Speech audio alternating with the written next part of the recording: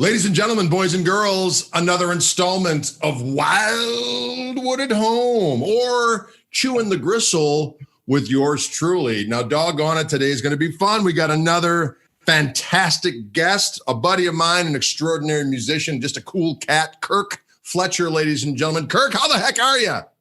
I am doing okay. I am doing really okay. Okay, that is cautious optimism, and I like it. Yes, I'm doing okay. How are you doing, Greg? You know what? I can't complain. I just got done with a nice little walk, and I know it's 7 o'clock there in the evening. So has it been a pleasant day there in Switzerland? Whereabouts in Switzerland are you, by the way? I'm close. I'm about maybe 30 minutes outside of Zurich, and it's kind of hot today. So I'm a little bit, a little hot. Well, Switzerland's a beautiful place. That's all there is to it. Yeah, it's a lot of fun. Yeah. But here we are in the middle of this COVID madness. So you have been home like everybody else, I would imagine, hanging out. You've been posting a lot of awesome videos. Every time I see one, I click on one. I just enjoy it. Every time I hear you play, I get a big smile on my face. There's just so much joy in your playing. I love it. Oh, thank you so much. I really appreciate it. Oh, it's glorious. Your playing is fantastic. And every time I hear you play, it makes me happy too. And that's really important. It is. Happiness is key. Yeah. I believe the first time we actually officially met was at that, it was probably 10 years ago now, at that Lighthouse Club in that Hermosa Beach. Is that where that's at? That's probably the first time we met. And you played through my super too. You played awesomely, and then you were kind enough to let me use your super reverb, and that was like the greatest sounding super reverb of all time. Oh, thank you. It sounded so good. And then at the end, we had that little jam with Eric Gills. That was a lot of fun. That was just a cool night. That was amazing. It was so many great guitar players there too. I was super nervous, and at the Lighthouse, Greg Koch, and Jeff Pevar was in the audience too. Yes, indeed. I remember that was the first time I actually met Jeff. Was that I met him once before that, just kind of in passing, but it was just cool to kind of hang out with him. And then, of course, since then, I've become pretty good buddies with Jeff, and we hang out. Actually, he did one of these interviews, as you saw, right? Yeah, absolutely. Yeah, but it's coming. Yeah, the Jeff Pevar one is absolutely coming. Yeah, that's so. He was so funny. We did this.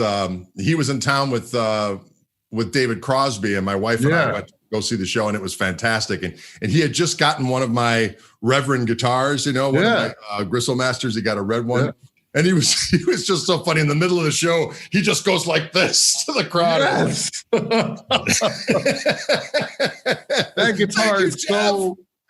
That your signature model is so practical too. It's just a little bit bigger, That's right. A little bit for us taller guys. That is correct, because so often we get accused of playing miniature guitars, and I'm tired of it. That's right.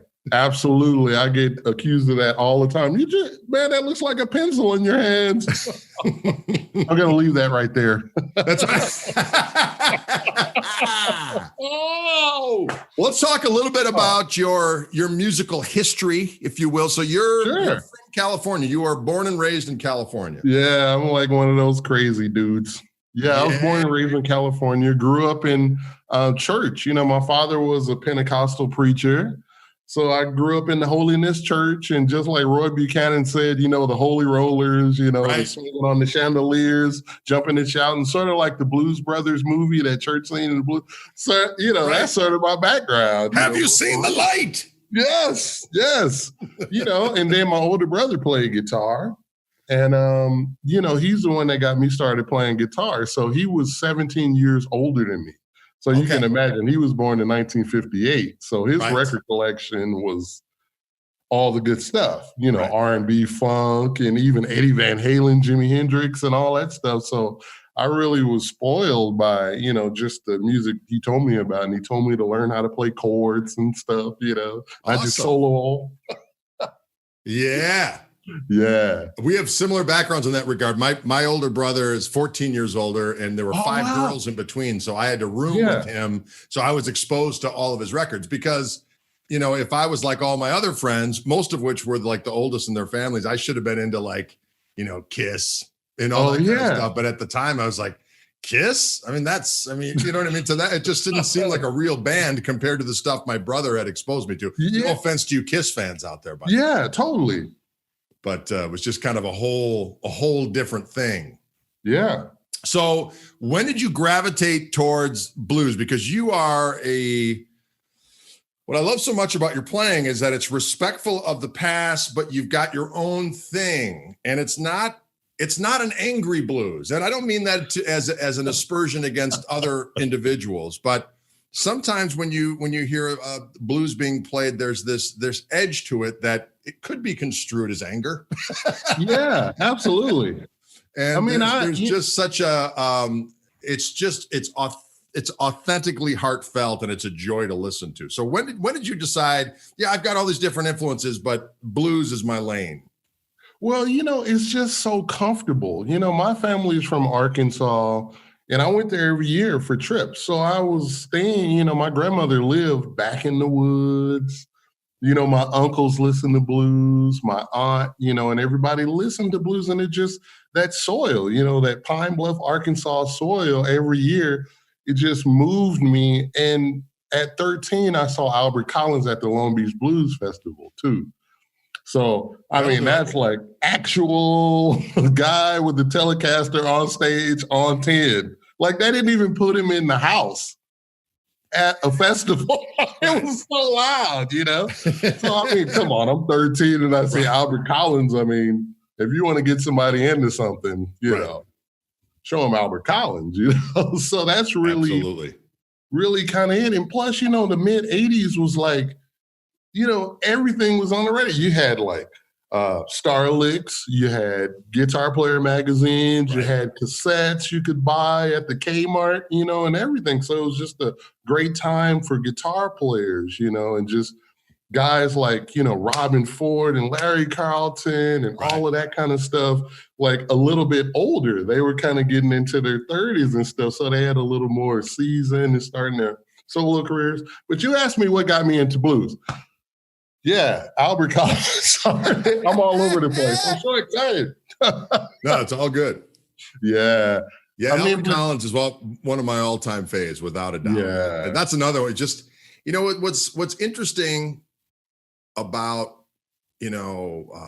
Albert Collins, Albert King, certainly BB, but when I think of those guys who have just such a signature thing, especially like Albert, because they tuned to that weird tuning. So they had a limited vocabulary, but yet they always said something new, and you always wanted to hear it. You know what I mean? Always right. I purposely, it's weird, Greg, because purposely I kind of went backwards.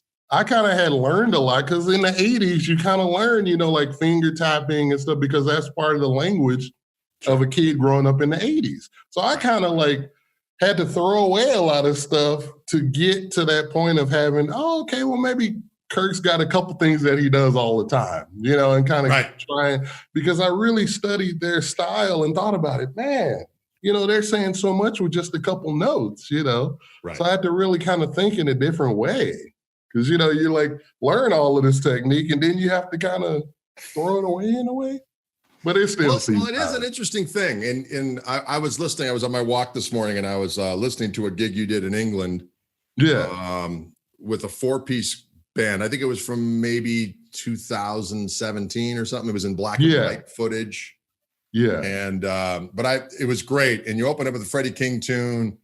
And what I love about it so much is because you know how it is. I mean, the blues is something that has been done a million different ways from Tuesday, right? And I've joked about the fact that, that pretty soon they're going to have a blues star that's in utero, because they're doing everything, or else it's going to be a member of the animal kingdom. You know what I mean? That all of a sudden they're going to mark it as, the blues star. But yet but that intrinsic language of the blues, when it's played in a way that's just honest and full of joy, it just doesn't get old. And there's a lot of call and response. A lot of people, when I do like, Skype lessons and whatnot, a typical thing, most guitar players are so frustrated because, on down the line, they're going to play in a way that they think is tolerable. You know what I mean? But that on down the line is always further down the line. And I was like, look, there's nothing stopping you from making joyful music with the tools you have at your disposal if you think of it in terms of a conversation. You know what I mean? Yeah. Sometimes it starts off with, you know what I'm talking about, but I'm just saying you play like that. There's a conversation going on.